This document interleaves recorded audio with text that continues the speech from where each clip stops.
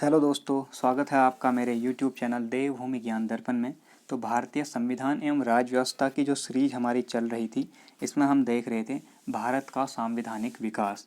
इसके अंतर्गत 1600 ईस्वी के चार्टर एक्ट से लेकर 1935 तक के अधिनियम जो है हम कवर कर चुके हैं। इसके बाद आपका एक अधिनियम बचता है, भारतीय स्वतंत्रता अधिनियम 1947, और वही हमारा बचा हुआ है।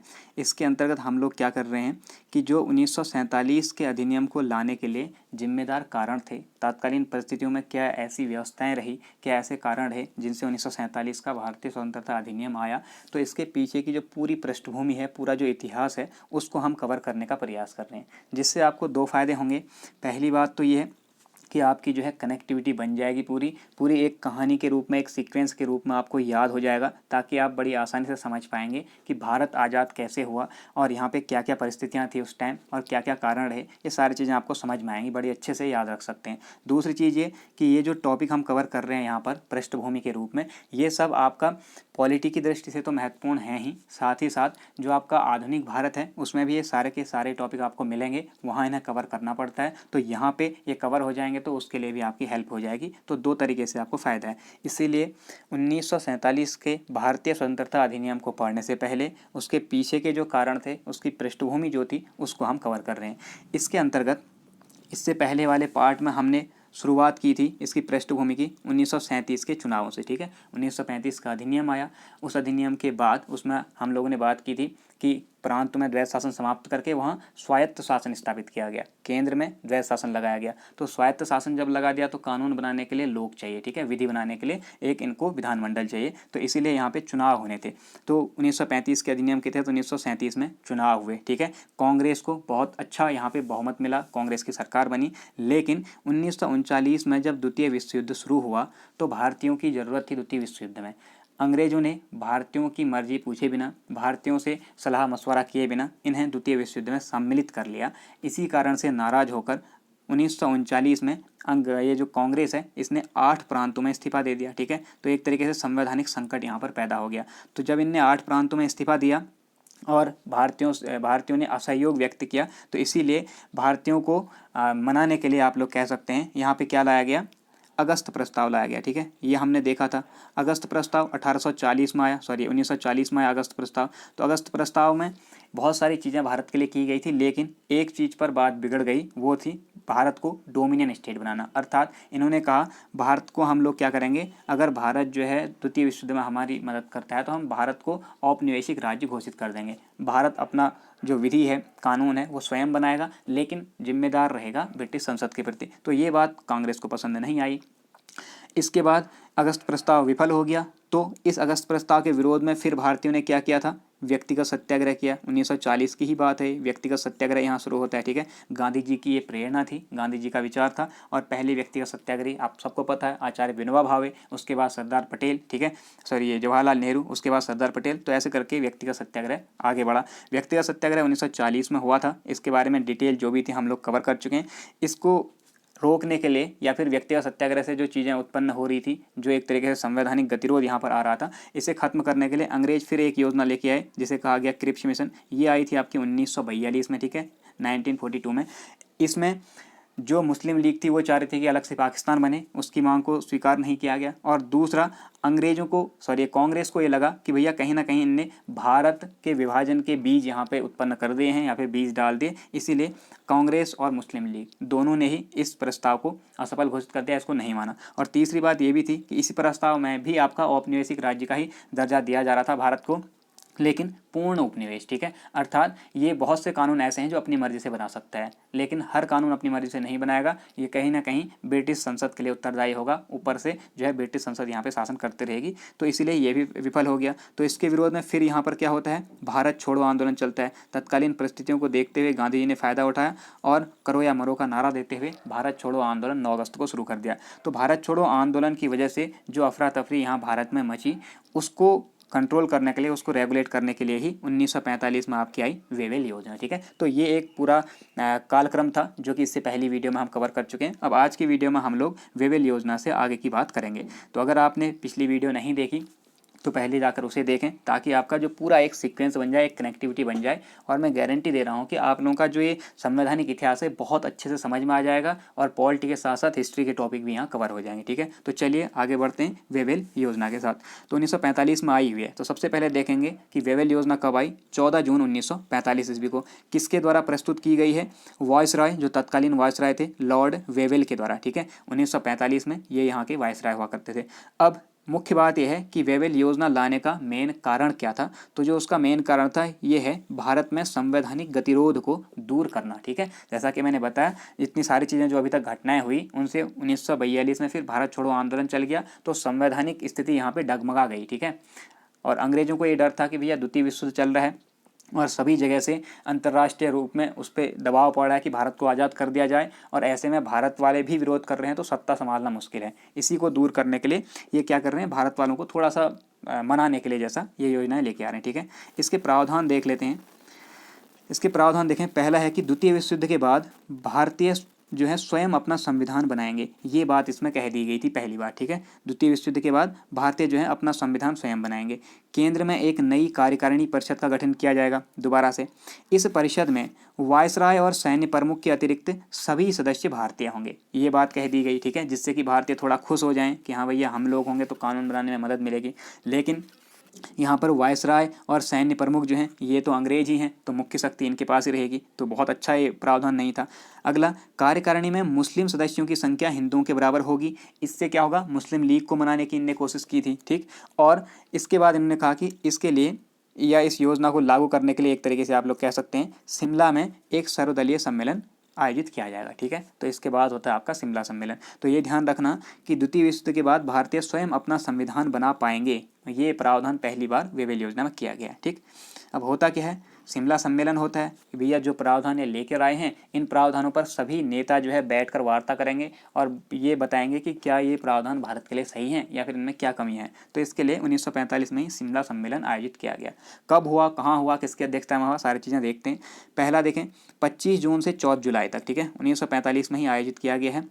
इसी साल वेवेल योजना आई थी तो इसी पर विचार करने के लिए आयोजित किया गया शिमला सम्मेलन 25 जून से 14 जुलाई तक। ठीक, इसमें कांग्रेस जो मंत्रिमंडल है कांग्रेस की तरफ से जो प्रतिनिधि गए यहाँ पर, जो कि भारतीयों का या फिर कांग्रेस का प्रतिनिधित्व करेंगे, वो थे अबुल कलाम आज़ाद। ये ध्यान रखना, बहुत महत्वपूर्ण बात है। आपसे पूछ देगा कि शिमला सम्मेलन में जो है कांग्रेस प्रतिनिधि मंडल का नेतृत्व किसने किया था? अबुल कलाम आज़ाद ने। गांधी जी ने इस सम्मेलन में भाग नहीं लिया और यह सम्मेलन भी अपने आप में असफल रहा। ठीक है, यहाँ पर जो है मेन जो असफलता का इसका कारण था वो है कांग्रेस और जो आपकी मुस्लिम लीग थी इनकी भारत विभाजन की मांग को लेकर टकराव। ठीक है, कांग्रेस चाहती थी कि भारत का विभाजन नहीं होना चाहिए, मुस्लिम लीग चाहती थी कि हमारे लिए एक अलग मुस्लिम राष्ट्र बनना चाहिए। तो इस बात को लेकर दोनों में टकराव हुआ और ये जो शिमला सम्मेलन है ये भी विफल हो गया। और इस दौरान जितनी भी योजना आई हैं लगभग सब विफल ही रही हैं। ठीक है, तो इसके बाद अंततः 1946 में कैबिनेट मिशन लॉन्च किया गया।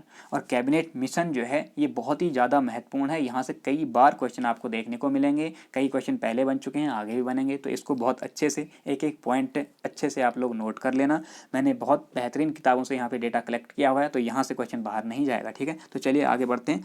पहली बात 14 मार्च 1946 बहुत ही ज़्यादा इंपॉर्टेंट डेट नहीं है, लेकिन कभी बाई चांस पूछ ली जाए। इंपॉर्टेंट डेट कौन सी है वो हम आगे बात करेंगे। ठीक है, तो 14 मार्च 1946 को ब्रिटिश प्रधानमंत्री क्लीमेंट एटली, तत्कालीन ब्रिटिश प्रधानमंत्री हैं क्लीमेंट एटली। ठीक है, इन्होंने भारत की स्वतंत्रता की घोषणा की। ठीक, इसके लिए इन्होंने कैबिनेट मंत्रियों का एक 3 सदस्यीय दल भारत भेजा। 3 सदस्यीय मिशन, जिसके सदस्य कौन कौन थे?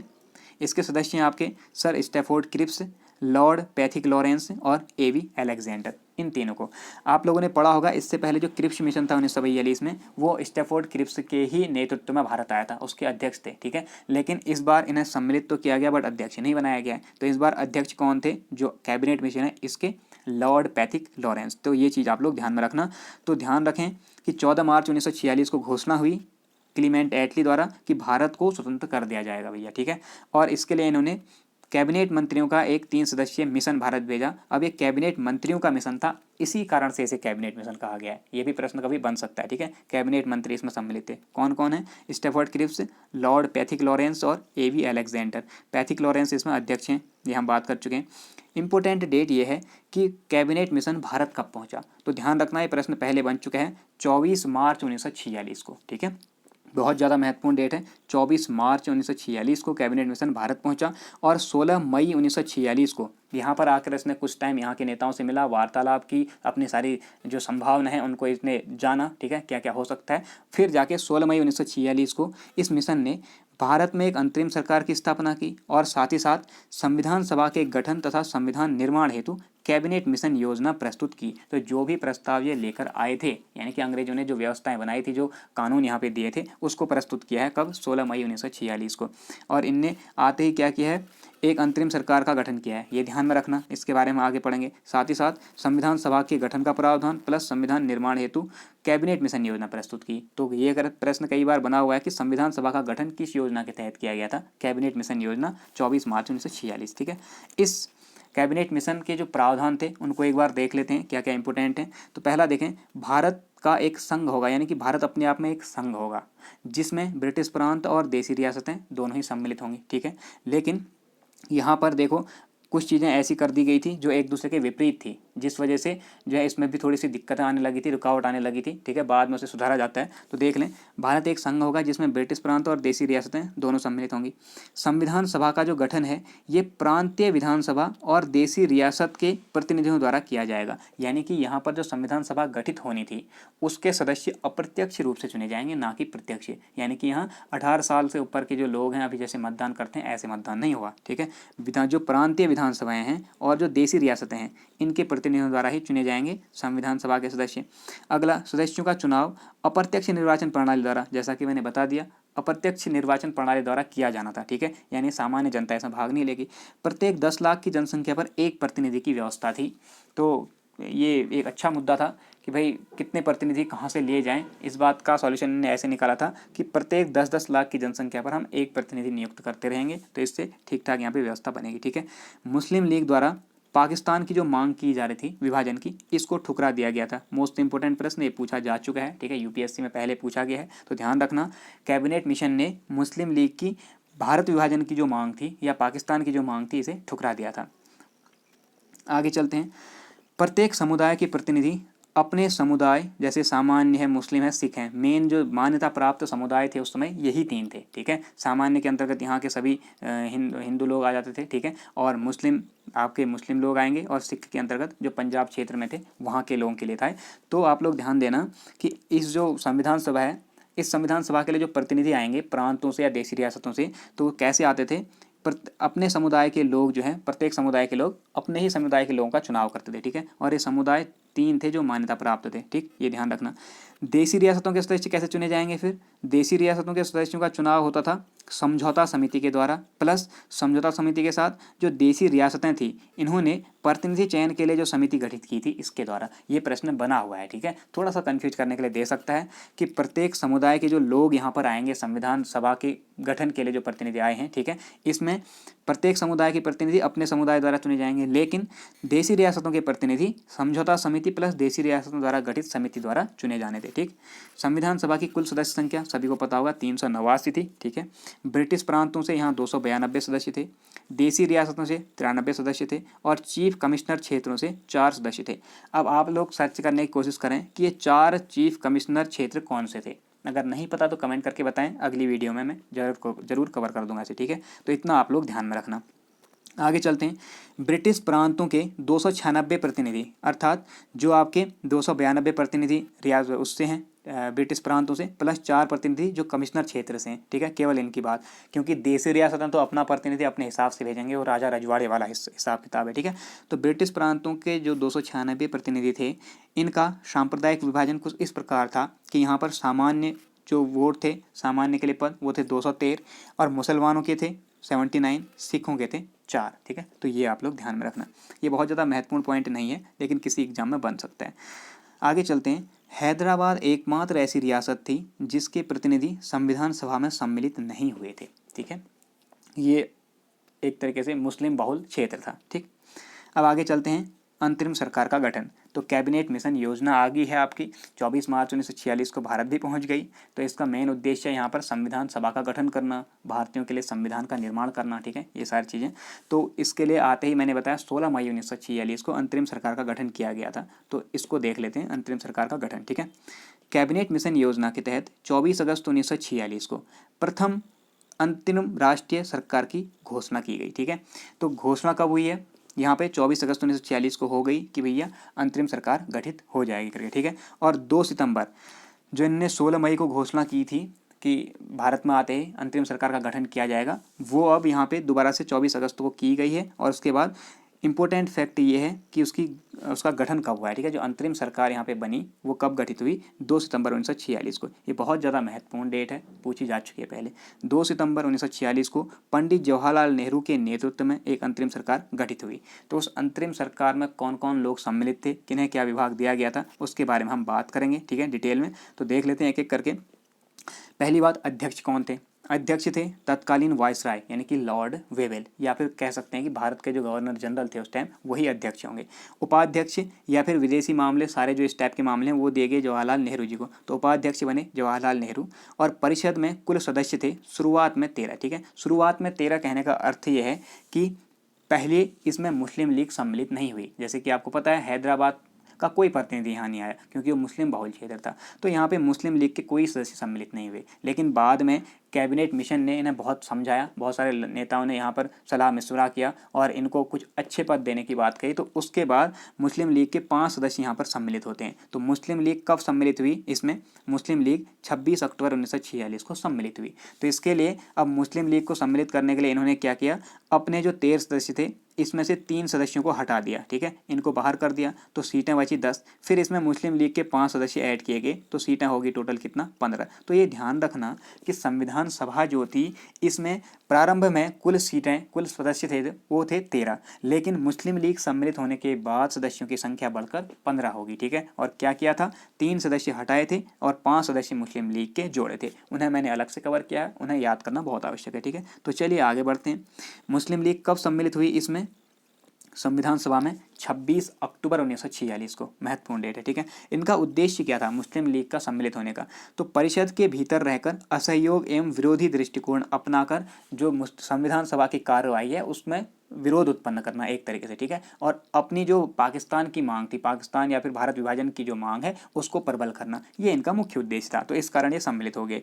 अब इनके सम्मिलित होने के लिए परिषद के 3 सदस्यों को हटाया गया। कौन थे, सैयद अली जहीर, शरद चंद्र बोस और सर सफ़ात अहमद खान, इन तीनों को हटा दिया गया और इनकी जगह लीग के 5 प्रतिनिधियों को इसमें शामिल कर लिया गया, जिससे सदस्यों की संख्या 15 होगी। ठीक है, तो 5 सदस्य कौन सम्मिलित हुए हम इस चार्ट के माध्यम से समझते हैं। ठीक है, तो देखिए ये जो चार्ट है पूरा ये अंतरिम सरकार का है। तो अंतरिम मंत्रिमंडल में टोटल सदस्य अब कितने हो गए हैं, 15। इसका गठन कब हुआ अंतरिम सरकार का, 2 सितंबर 1946 को। ठीक है, लॉर्ड वेवेल अध्यक्ष बनाए गए थे, आपको पता है, जवाहरलाल नेहरू उपाध्यक्ष। ठीक है, इसके साथ साथ इन्हें विदेशी मामले और राष्ट्रमंडल के जो मामले थे उसका दायित्व दिया गया था। एक तरीके से आप कह सकते हैं कि प्रधानमंत्री नियुक्त किए गए थे इस अंतरिम सरकार में।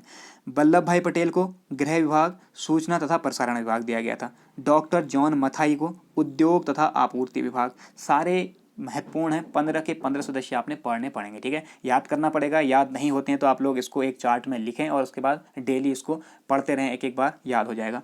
सरदार बलदेव सिंह, ये बहुत ज़्यादा महत्वपूर्ण है, ये रक्षा मंत्री थे। ठीक, ये प्रश्न पहले बन चुका है। इसके बाद सी राजगोपालाचारी शिक्षा मंत्री थे। तो इनमें से जो महत्वपूर्ण है उन्हें आपने ध्यान रखना है। CS भाभा बहुत ज़्यादा महत्वपूर्ण नहीं है। ठीक है, ध्यान रखना, कार्य, खान और बंदरगाह के मंत्री। राजेंद्र प्रसाद थे खाद्य एवं कृषि मंत्री, तो ये महत्वपूर्ण है, पूछा गया है। अरुणा आसफ अली रेलवे एवं परिवहन। जगजीवन राम श्रम। ठीक है, तो किसी भी प्रकार से आप लोग ट्रिक बना के या फिर किसी भी तरीके से इन्हें याद रख सकते हैं। अब आते हैं वो 5 सदस्य जो मुस्लिम लीग के यहाँ पे सम्मिलित किए गए थे, तो ये काफ़ी महत्वपूर्ण है। ठीक है, इसको आपने ध्यान रखना है। ये 5 नाम मैंने यहाँ पे ब्लू कलर में इंडिकेट किए हैं। तो पहले थे आपके लियाकत अली खां, इन्हें दिया गया वित्त विभाग। कैसे याद रखेंगे, इनके नाम में है लिया, लिया यानी कि लेना। ठीक है, लेना देना, तो लेन देन किस क्षेत्र में होता है, वित्त के क्षेत्र में, धन के क्षेत्र में। तो ऐसे करके आप लोग हमेशा के लिए याद रखें। ठीक है, आई चुंदरीगर। ठीक है, आई चुंदरीगर आपके वाणिज्य के हैं। ठीक, ऐसे ही अब्दुल रब निस्तार, निस्तार संचार, ऐसे करके आप इनको कनेक्ट कर लें, निस्तार संचार। कुछ चीज़ें भी कनेक्ट हो जाएंगी तो बाकी चीज़ें याद हो जाती हैं। तो 3 ये हो गए। चौथा है जोगेंद्र नाथ मंडल, यहाँ पे मंडल लिखा हुआ है, ठीक है, जैसे मंत्रिमंडल, मंत्रिमंडल क्या बनाता है, विधि बनाता है, ठीक है, तो विधि से संबंधित हो गया आपका मंडल। ऐसे गजनफर अली खां, गजनफर अली खां आपके स्वास्थ्य से संबंधित है, ठीक है। तो ये हैं आपके टोटल 5 वो मुस्लिम लीग के सदस्य जो इसमें सम्मिलित किए गए और अन्य सदस्य, तो टोटल मिलाकर 15 सदस्य और उनके विभाग। ये था अंतरिम मंत्रिमंडल। तो इससे जो भी क्वेश्चन बनेंगे आप लोग इन सारे सदस्यों को अच्छे से देख लेना, ठीक है। अब आती है माउंटबेटन योजना। तो देखें, माउंटबेटन योजना 1947 में आई, और ये क्यों आई, इसका मेन कारण था कि भाई जब यहाँ पे कैबिनेट मिशन आ चुका है, कैबिनेट मिशन में साफ साफ बात की गई कि भारत के लिए एक संविधान सभा निर्मित की जाएगी और भारत अपना संविधान बनाएगा, लेकिन भारत और पाकिस्तान का विभाजन नहीं होगा, ठीक है। तो इस मुद्दे को लेके कांग्रेस ने और मुस्लिम लीग में दोनों में टकराव हुआ था काफ़ी, और यहाँ पे जो अंतरिम मंत्रिमंडल था इसमें भी आपका एक बहुत महत्वपूर्ण मुद्दा आया था कि अंतरिम मंत्रिमंडल गठित करने के लिए लॉर्ड वेवेल के द्वारा किसे आमंत्रित किया गया था, JL नेहरू को, ठीक है, जवाहरलाल नेहरू को निमंत्रित किया गया था। और इसी मुद्दे को लेकर मुस्लिम लीग ने यहाँ पर क्या कर दिया, बहस करना शुरू कर दी और साथ ही साथ विरोध किया, ठीक है, बहुत ज़्यादा। और जो आपकी कैबिनेट मिशन योजना है इसे एक तरीके से प्रभावी नहीं होने दिया। तो इसी कारण माउंटबेटन योजना लाएगी, जिसका मुख्य उद्देश्य क्या रहा, केवल भारत का विभाजन करना, ठीक है। तो बहुत सारा प्रयास किया था पहले, गांधी जी हैं, जवाहरलाल नेहरू जी हैं, इन लोगों ने कि भारत का विभाजन ना हो, लेकिन अंततः इन लोगों को हारना पड़ा। और स्थिति को देखते हुए, तत्कालीन परिस्थितियों को भांपते हुए इनने क्या कहा कि भारत के विभाजन के अलावा और कोई रास्ता हमारे पास नहीं है, ठीक है। तो माउंटबेटन योजना इसलिए आई थी। इसके बारे में कुछ महत्वपूर्ण फैक्ट देख लेते हैं। 1947, तो देखिए सबसे पहला है प्रत्यक्ष कार्यवाही दिवस। अब ये मैंने हेडिंग बना के इसलिए लिख दिया यहाँ पे प्रत्यक्ष कार्यवाही दिवस, क्योंकि यहाँ से प्रश्न बना हुआ है और इससे रिलेटेड सारे पॉइंट आपने याद रखने हैं, ठीक है। तो 3-4 पॉइंट हैं, देखो। पहला है प्रत्यक्ष कार्यवाही दिवस कब मनाया गया, 16 अगस्त 1946 को। क्या था यह प्रत्यक्ष कार्यवाही दिवस, इसको समझना, ठीक है। तो ये प्रत्यक्ष कार्यवाही दिवस 16 अगस्त को बनाया गया है मुस्लिम लीग के द्वारा। क्यों, कैबिनेट मिशन योजना के तहत नेहरू को अंतरिम सरकार हेतु आमंत्रित किए जाने के विरोध में, जैसा कि मैंने आपको बताया, केवल इतना सा मुद्दा था, ठीक है। अंतरिम सरकार को गठित करने के लिए जो आपके कैबिनेट मिशन आया था, इनने जवाहरलाल नेहरू को आमंत्रित किया, क्योंकि कांग्रेस का वो प्रतिनिधित्व कर रहे थे और कांग्रेस जो है एक तरीके से पूरे भारत का प्रतिनिधित्व कर रही थी। लेकिन मुस्लिम लीग ये चाह रही थी कि हमें भी बराबर का हक मिले, अगर नहीं मिल रहा है तो जाहिर सी बात है मुस्लिम लोगों के साथ भेदभाव हो रहा है, तो इसीलिए हम लोग एक अलग राष्ट्र चाहते हैं, ये उनकी बात थी। तो इसी कारण से इनने क्या किया, विरोध किया। तो जब इनने विरोध किया तो विरोध करने के लिए जो दिवस मनाया गया, सीधे रोड में उतर के डायरेक्ट जो कैबिनेट मिशन का विरोध किया, उसी को कहा गया प्रत्यक्ष कार्यवाही दिवस, ठीक है। और प्रत्यक्ष कार्यवाही दिवस का परिणाम क्या रहा, पूरे देश में भीषण सांप्रदायिक दंगे, ठीक है, बहुत ज़्यादा स्थिति बिगड़ गई। तो इसी को देखते हुए फिर गांधी जी लोगों को झुकना पड़ा। तो देख लेते हैं, इन सब परिस्थितियों को भांपते हुए, तत्कालीन परिस्थितियों को देखते हुए 20 फरवरी 1947 को ब्रिटिश प्रधानमंत्री एटली, ठीक है, क्लीमेंट एटली, जो कि अपने आप में लेबर पार्टी से संबंध रखते थे और ये जो है भारत के लिए उदारवादी दृष्टिकोण रखते थे। तो ध्यान रखना, ये प्रश्न पहले भी बन चुका है कई बार, किस पार्टी के थे क्लीमेंट एटली, लेबर पार्टी के थे, ठीक है। और इनका दृष्टिकोण ये था कि भैया भारत को जल्द से जल्द आज़ाद कर दिया जाए, हमें भारत से कुछ नहीं करना। तो इसीलिए ये प्रश्न पहले भी बन चुका है, ठीक। तो 20 फरवरी 1947 को इन्होंने घोषणा की कि 30 जून 1948 से पहले भारतीयों को सत्ता सौंप दी जाएगी, ठीक है। तो इसी सत्ता को सौंपने के लिए अब यहाँ पे माउंटबेटन योजना आती है। तो सत्ता के हस्तांतरण के लिए लॉर्ड माउंटबेटन भारत आए, ठीक। तो वेवेल जो है रिटायर हो गए, लॉर्ड वेवेल की जगह अगले वायसराय बनकर कौन आए हैं, लॉर्ड माउंटबेटन आए हैं। और 3 जून 1947 को, मोस्ट इंपोर्टेंट डेट है, पहले बन चुकी है एग्जाम में, इसको पूछा गया क्वेश्चन, तो ध्यान रखना, 3 जून 1947 को लॉर्ड माउंटबेटन ने अपनी योजना प्रस्तुत की। इस योजना को माउंटबेटन योजना, 3 जून योजना, मनबाटन योजना या बाल्कन प्लान कहा जाता है। ये सारे नाम माउंटबेटन योजना के ही हैं और सभी नामों से यहाँ पे क्वेश्चन बन चुके हैं, ठीक है। डेट याद रखें, 3 जून 1947। इस योजना की पुष्टि के लिए अखिल भारतीय कांग्रेस समिति की एक बैठक बुलाई गई थी, ठीक है, ताकि जो है भारत के सभी नेता जो है इस योजना को समझ पाएं और इस योजना की पुष्टि कर सकें, ताकि ये योजना लागू हो सके, ठीक। तो इसके लिए कांग्रेस समिति की बैठक कहाँ आयोजित की गई, किस किस ने यहाँ पे प्रस्ताव रखा, उसको देखते हैं। तो इसकी पुष्टि के लिए 14 जून 1947 को की गई। 3 जून को ये योजना आई हुई है, ठीक है, 3 जून को, और 14 जून को इस योजना की पुष्टि के लिए कांग्रेस की बैठक हुई है। कहाँ हुई? नई दिल्ली में आयोजित की गई, ठीक है, जिसकी अध्यक्षता कर रहे थे JB कृपलानी, ये ध्यान में रखना। भारत विभाजन का इसमें प्रस्ताव किसने रखा था? गोविंद बल्लभ पंत के द्वारा रखा गया, जिसका समर्थन किया है अबुल कलाम आज़ाद, जवाहरलाल नेहरू और सरदार पटेल ने। हालांकि इसके विपक्ष में भी बहुत लोग खड़े हुए इसके विरोध में। वो कौन कौन थे एक बार देख लेते हैं।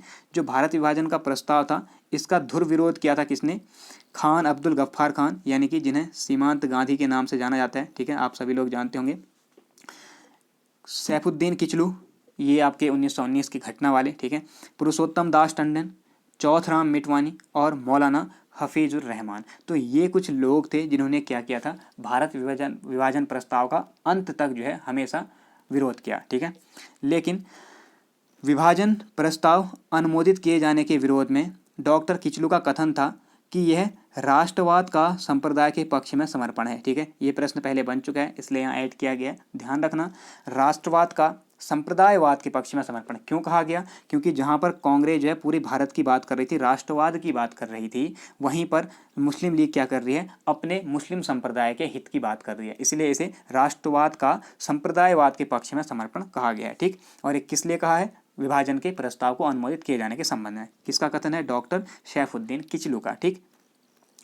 इसके अलावा यहाँ पर सरदार पटेल ने, जिन्होंने क्या किया था? समर्थन किया है भारत विभाजन प्रस्ताव का। इन्होंने क्या कहा? यदि कांग्रेस विभाजन स्वीकार न करती तो एक पाकिस्तान के स्थान पर कई पाकिस्तान बनते, ठीक, क्योंकि परिस्थितियाँ बहुत ज़्यादा यहाँ पे भीषण हो चुकी थी, दंगे हो रहे थे बहुत ज़्यादा, ठीक है।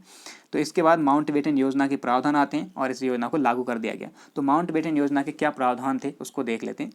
इसने कहा कि ब्रिटिश भारत को 2 संप्रभु राष्ट्रों भारत और पाकिस्तान में बांट दिया जाएगा, ठीक। पंजाब और बंगाल के विभाजन को लेकर जनमत संग्रह कराया जाएगा। पूछा गया प्रश्न है तो ध्यान रखना, ठीक है। भारत और पाकिस्तान 2 देश बनेंगे और पंजाब और बंगाल वाला जो क्षेत्र है ये आपका किस में जाएगा? भारत के अधीन आएगा या फिर पाकिस्तान के अधीन आएगा? इसके लिए जनमत संग्रह कराया जाएगा, क्योंकि वहाँ की जो जनता थी, एक पंजाब में आपका सिख समुदाय से संबंधित है और बंगाल में आपका मेनली मुस्लिम समुदाय से संबंधित है, ठीक है। तो इनको लेकर जनमत संग्रह कराया गया था। तो ये महत्वपूर्ण प्रश्न है। आगे, देशी रियासतों को भारत या पाकिस्तान में सम्मिलित होने की छूट दे दी गई थी और इसी कारण से यहाँ पे फिर जो है बवाल शुरू हो गया, ठीक है।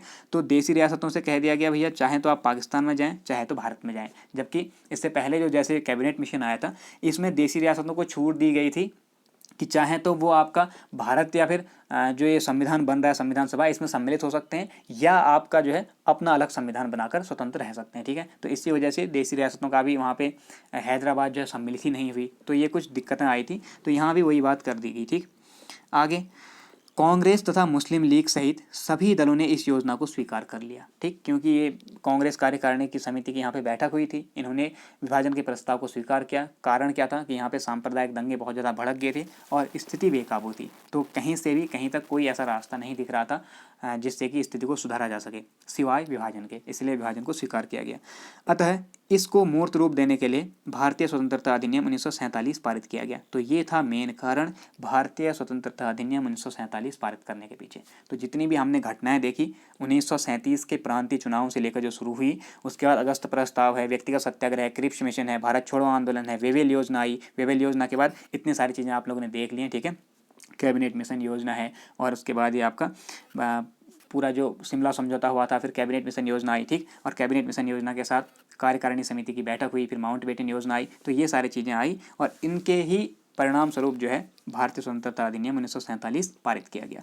तो इस अधिनियम की अब विशेषताएं जो है देख लेते हैं, ठीक है। बहुत लंबा अधिनियम नहीं है, छोटी सी चीज़ें इसमें रखी गई हैं, छोटी सी बात कही गई है, लेकिन इस अधिनियम को समझने के लिए ये क्यों आया, क्या परिस्थितियाँ रही थी और ऐसे क्या कारण रहे जिनके आधार पर कि ये फैसला लिया गया, इनको समझने के लिए हमने पूरी पृष्ठभूमि को देखा है, ठीक है।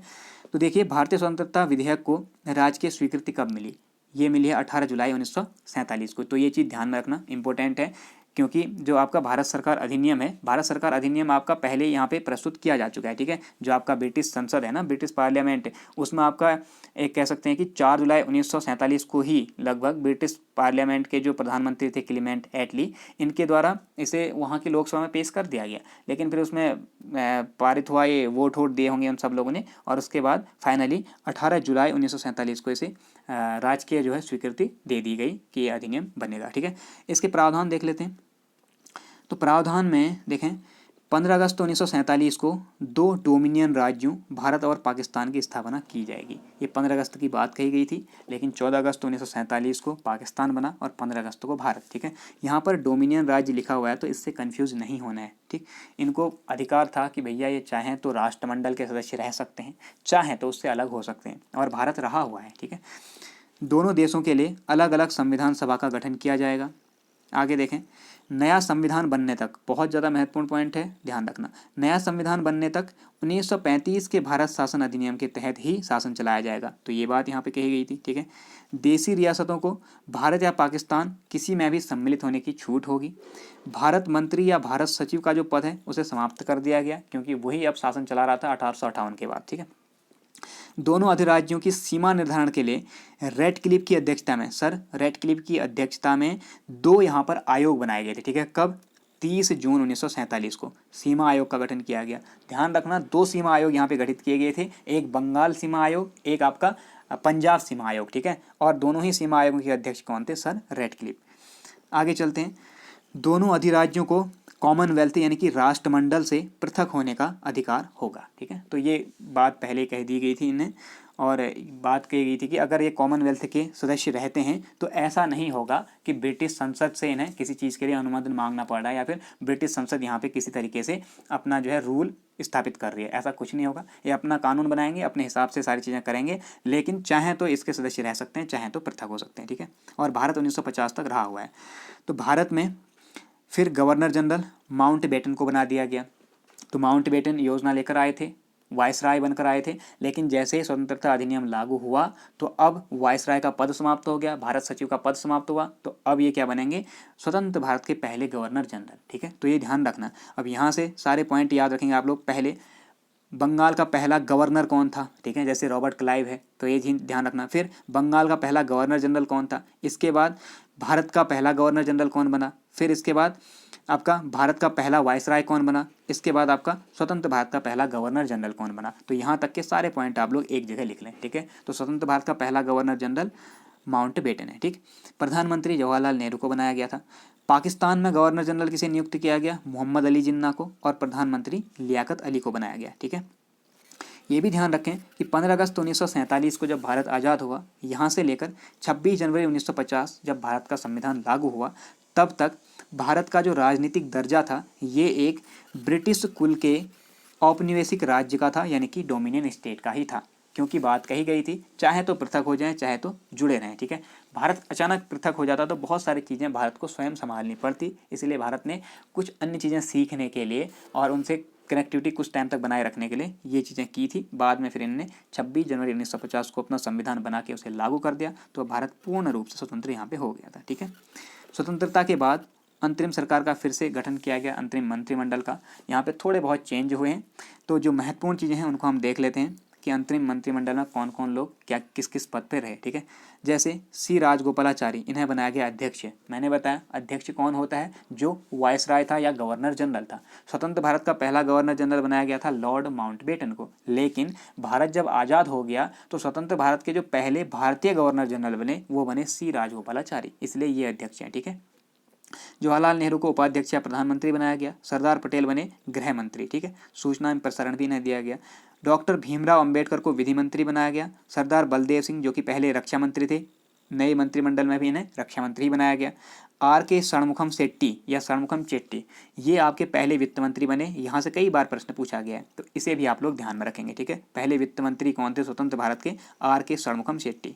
इसके अलावा खाद्य एवं कृषि मंत्रालय राजेंद्र प्रसाद को ही मिला, और शिक्षा मंत्री जहाँ वो राजगोपालाचारी थे अंतरिम में पहले वाले में, और यहाँ पर बना दिया गया अबुल कलाम आज़ाद जी को। ठीक है, तो ये कुछ महत्वपूर्ण बातें थी जिससे कि पूरा का पूरा भारत स्वतंत्रता अधिनियम जो है वो यहाँ पर आया, लागू हुआ और भारत जो है स्वतंत्र हुआ। ठीक है, कुछ 1937 के प्रांतीय चुनाव में एक आध पॉइंट छूट गए थे, उनको मैंने यहाँ पे ऐड कर दिया है जो कि पहले एग्जाम में बने हुए हैं। तो पहला देखिए, 1937 के प्रांतीय चुनाव में कांग्रेस का चुनाव चिन्ह क्या था? ये था पीला बक्सा।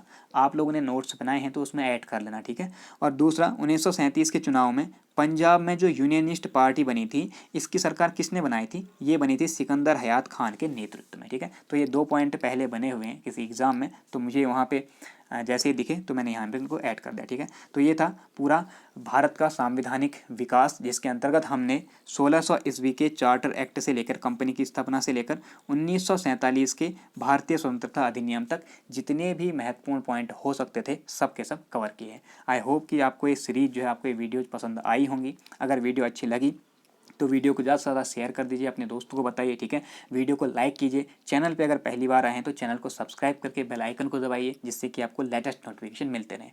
तो आज की वीडियो में इतना ही, मिलते हैं नेक्स्ट वीडियो में। अपना ध्यान रखें, अच्छे से पढ़ाई करें। Thank you.